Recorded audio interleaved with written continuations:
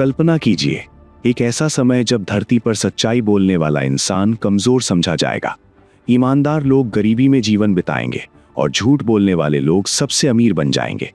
माता पिता का सम्मान खत्म हो जाएगा, भाई भाई का दुश्मन बन जाएगा और इंसान केवल पैसे और स्वार्थ के लिए जीने लगेगा।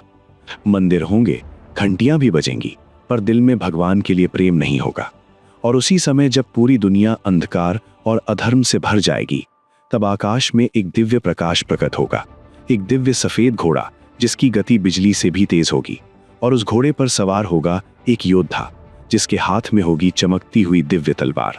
और वही होगा भगवान विष्णु का अंतिम अवतार, कल की अवतार।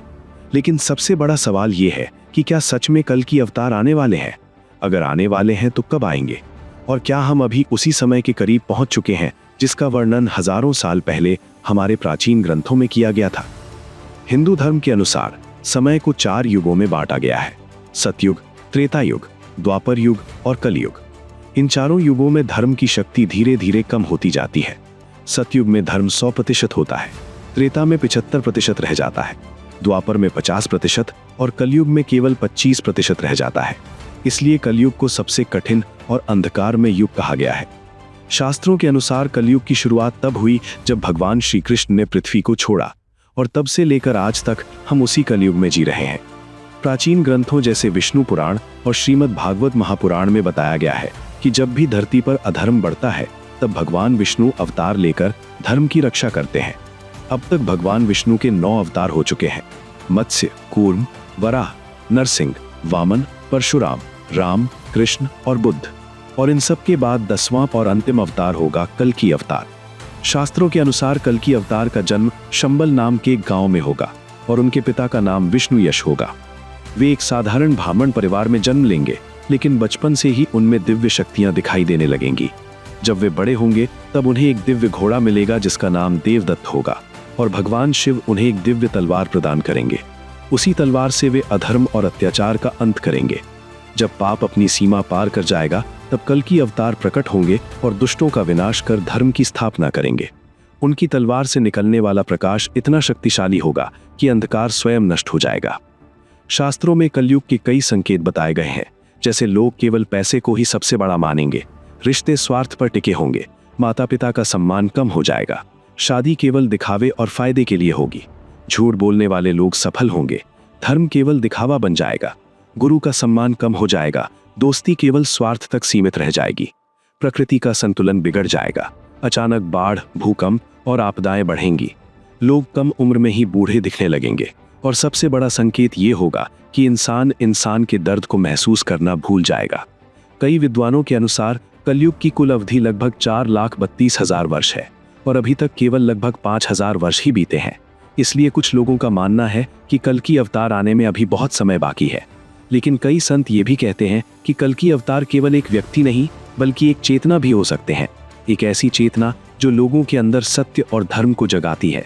जब समाज में अन्याय बहुत बढ़ जाता है, तब सत्य की शक्ति किसी न किसी रूप में प्रकट होती है, और वही शक्ति अधर्म का अंत करती है।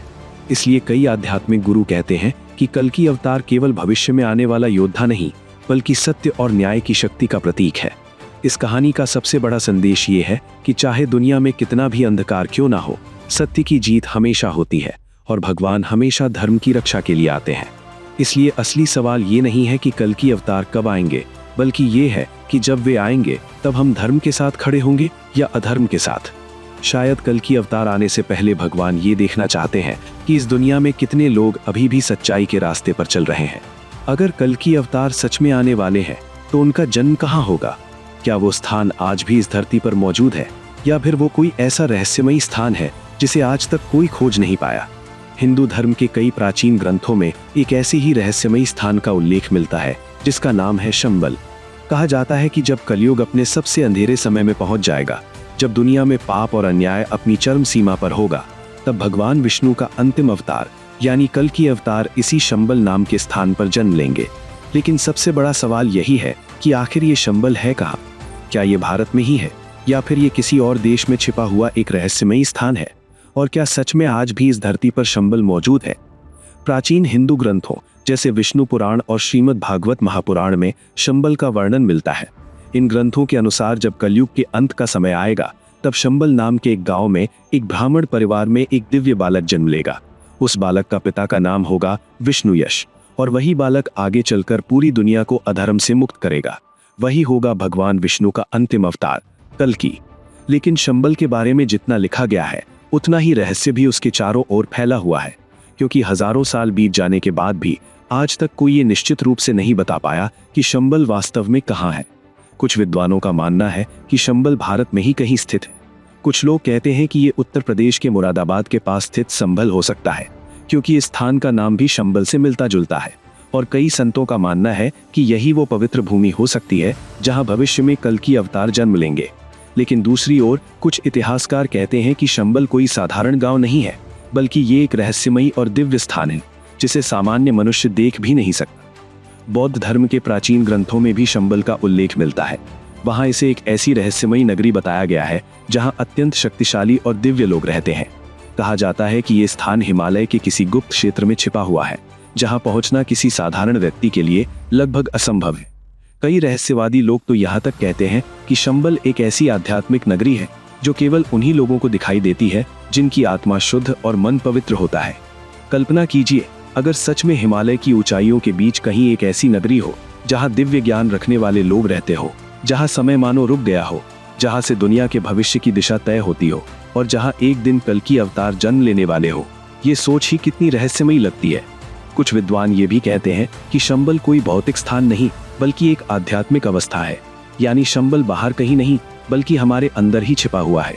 जब इंसान अपने अंदर के अंधकार को मिटाकर सत्य और धर्म के मार्ग पर चलता है तब वो अपने भीतर के शंबल को प्राप्त करता है, और शायद यही इस रहस्य का सबसे गहरा अर्थ है। लेकिन इसके बावजूद कई लोग शंबल को खोजने की कोशिश करते रहे हैं। इतिहास में कई यात्रियों और साधुओं ने हिमालय के गहरे जंगलों और पहाड़ों में इस रहस्यमयी नगरी को खोजने की कोशिश की। कुछ लोगों ने दावा भी किया कि उन्हें वहां कुछ अजीब और रहस्यमयी अनुभव हुए, लेकिन आज तक कोई भी ठोस प्रमाण सामने नहीं आया। इसी वजह से शंबल आज भी दुनिया के सबसे बड़े आध्यात्मिक रहस्यों में से एक बना हुआ है। कुछ लोग कहते हैं कि जब कल्कि अवतार का समय आएगा तब शंबल खुद प्रकट हो जाएगा। जैसे सूरज निकलने पर अंधेरा अपने आप खत्म हो जाता है, वैसे ही जब धर्म की स्थापना का समय आएगा तब ये रहस्यमयी स्थान भी दुनिया के सामने आ जाएगा। और शायद यही कारण है कि हजारों साल पहले हमारे ऋषियों ने इस रहस्य को पूरी तरह स्पष्ट नहीं किया, क्योंकि कुछ रहस्य ऐसे होते हैं जिन्हें केवल समय ही उजागर कर सकता है। लेकिन इस पूरी कहानी में सबसे महत्वपूर्ण बात यह है कि कल्कि अवतार केवल एक भविष्यवाणी नहीं है, बल्कि ये एक संदेश भी है, एक चेतावनी भी है और एक उम्मीद भी है। संदेश ये कि चाहे दुनिया में कितना भी अंधकार क्यों न फैल जाए, सत्य और धर्म की शक्ति कभी खत्म नहीं होती। चेतावनी ये कि अगर इंसान अपने कर्मों को नहीं बदलेगा तो अधर्म का अंत होना तय है। और उम्मीद ये कि भगवान हमेशा अपने भक्तों की रक्षा के लिए आते हैं। तो शायद असली सवाल ये नहीं है कि कल्कि अवतार कब आएंगे, बल्कि ये है कि जब वे आएंगे तब हम धर्म के साथ खड़े होंगे या अधर्म के साथ। शायद कल्कि अवतार आने से पहले भगवान ये देखना चाहते हैं कि इस दुनिया में कितने लोग अभी भी सच्चाई के रास्ते पर चल रहे हैं।